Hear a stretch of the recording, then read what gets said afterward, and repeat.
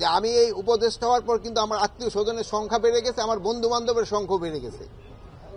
এই বন্ধু বান্ধব যারা হয়তো কোনোদিন দেখেন, হ্যাঁ ভাই আপনার সাথে তো একসাথে পড়ছি, এই আছে, এই সংখ্যা কিছুটা তো বাঙালিকে একটা সমস্যা হয়। এই জন্য কিন্তু আমাদেরও কিন্তু অনেক কেয়ারফুল থাকতে হয়। আপনি শুধু এই আমি হওয়ার পরে এখানে একটা এক্সাম্পল দিয়ে দেন যে এইটা করা হয়েছে, এই ওরে এই পদোন্নতি প্রপার না দেয়া ইসের দেওয়া হয়েছে, এখানে যা যে যোগ্য না যোগ্য ছাড়া দেওয়া হয়েছে। একটা আপনার এক্সাম্পল দেখা দেন, শোনেন। আপনারা আমার দুর্নীতি যদি করি আমি আপনারা লিখে দেন যে স্যার আপনি এখানে দুর্নীতি করতেছে, আমার তো কোনো আফসোস নেই। আপনারা সত্যি কথা লিখবেন, এটি তো চাই।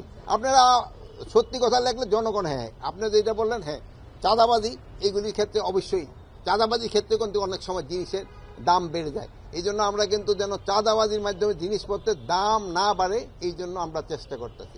আমি আরেকটা জিনিস আপনাকে অনেক বলছি, আপনাকে আজকেও আবার বলতেছি যে আমি এই উপদেষ্টা হওয়ার পর কিন্তু আমার আত্মীয় স্বজনের সংখ্যা বেড়ে গেছে, আমার বন্ধু বান্ধবের সংখ্যা বেড়ে গেছে। এই বন্ধু বান্ধব যারা হয়তো কোনোদিন দেখেন, হ্যাঁ ভাই আপনার সাথে তো একসাথে পড়ছি, এই আছে, এই সংখ্যা কিছুটা তো বাঙালিকে একটা সমস্যা হয়। এই জন্য কিন্তু আমাদেরও কিন্তু অনেক কেয়ারফুল থাকতে হয়। এই জন্য আপনারা আমাকে সবসময় কারেক্ট সংবাদ দিয়ে যাচ্ছেন, আপনাদেরকে এই সংবাদের উপর ভিত্তি করে কিন্তু আমরা কাজ করে যাচ্ছি। কিন্তু আপনি আমার যেটুকু এন্টারটেনমেন্ট, ওটার ক্ষেত্রে যদি আপনারা লেখেন যে না সে এন্টারটেনমেন্ট কেন নিবে, আমার এন্টারটেনমেন্ট আমাদের যদি আমি দিক থেকে বেশি খরচ করি কোথাও, এটা আপনারা বলেন। রমজানের সময় যদি কোনো নিত্যপণ্যের দাম বাড়ায়, সে শুধু জনগণের কাছে না, সে আল্লাহর কাছেও কিন্তু দায়ী হয়ে থাকবে, সে কিন্তু আল্লাহর কাছেও দায়ী হয়ে থাকবে। আর এই আবার দেখবেন অনেক সময় আছে, ওখানে আবার দু একটা এক্সাম্পল দিয়ে দেখলে আবার আপনারা দিলে আবার ইউটিউবে আসবো, আবার এরা আবার অনেক সময় অখুশি হবে। কিন্তু এটা ক্ষেত্রে আপনারও লোকজনদের সচেতন করবেন, এবং আমাদের ক্ষেত্রে আমাদের যতটা অ্যাকশন নেওয়ার আমরা অতটা নিব। আপনারা যদি অন্যান্য দেশের সাথে তুলনা করেন, এবং আমরা এখানে দেখে যেন খ্রিস্টান যারা আছে এই ইসের সময় তারা কিন্তু জিনিসপত্রের দাম কমায় দেয়, খ্রিসমাসের সময় অন্যান্য ধর্মাবলম্বীদের দাম কমায় দেয়। বাট আমাদের বিজনেসম্যানরা এরা ভাবে যে এইটাই বুঝি তাকে আয়ের মাস। কিন্তু এইটা আপনাকে বলতে হবে যে এই সময় তোমরা প্রফিট মার্জিনটা বরঞ্চ কমায়ে জনগণের পাশে দাঁড়াও, তোমাদের এইটা কিন্তু একটা বড় ধরনের সওয়াব হবে। তারা কিন্তু ওই ধরেন ইফতার পার্টি করবো, এই পার্টি করবো, সেই বলে এই ইফতার পার্টি না করে জনগণের এই জিনিসপত্রের দাম কিভাবে কম থাকে এটার ব্যবস্থা করো। কিন্তু আমাদের তো হয় উল্টা, এই সময় হলে তারা ভাবে যে এটা তো আয়ের মাস।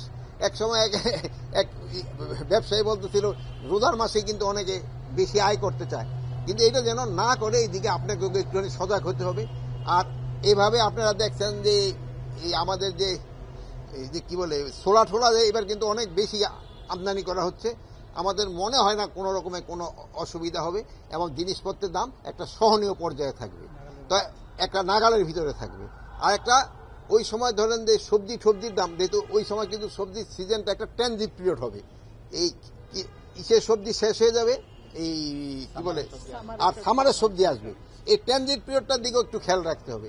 এই জন্য আমরা এই কৃষি সবজিটা, এই শীতকালীন সবজিটা প্রিজার্ভ করার জন্য আমরা নতুন কিন্তু একটা কোল্ড স্টোরে করার চিন্তা ভাবনা করা হচ্ছে, এবং এটা মোটামুটি দেখবেন কয়েকদিনের ভিতরে আমরা এই যে কন্টেইনারে যেন 6 মাস 8 মাস রেখে দিতে পারে ফুলকপি, বাঁধাকপি, তারপরে আপনার কি বলে শালগম, তারপরে গাজর, এগুলি যেন রেখে দিতে পারে, এই আমরাও একটা চিন্তা ভাবনা আছে, এবং এটা নিয়ে কাজ শুরু হয়ে গেছে। কিছুদিনের ভিতরে আমরা কিন্তু এটা রাখাও ব্যবস্থা করব। ইভেন আপনার ফলও কিন্তু রেখে দিতে পারবেন।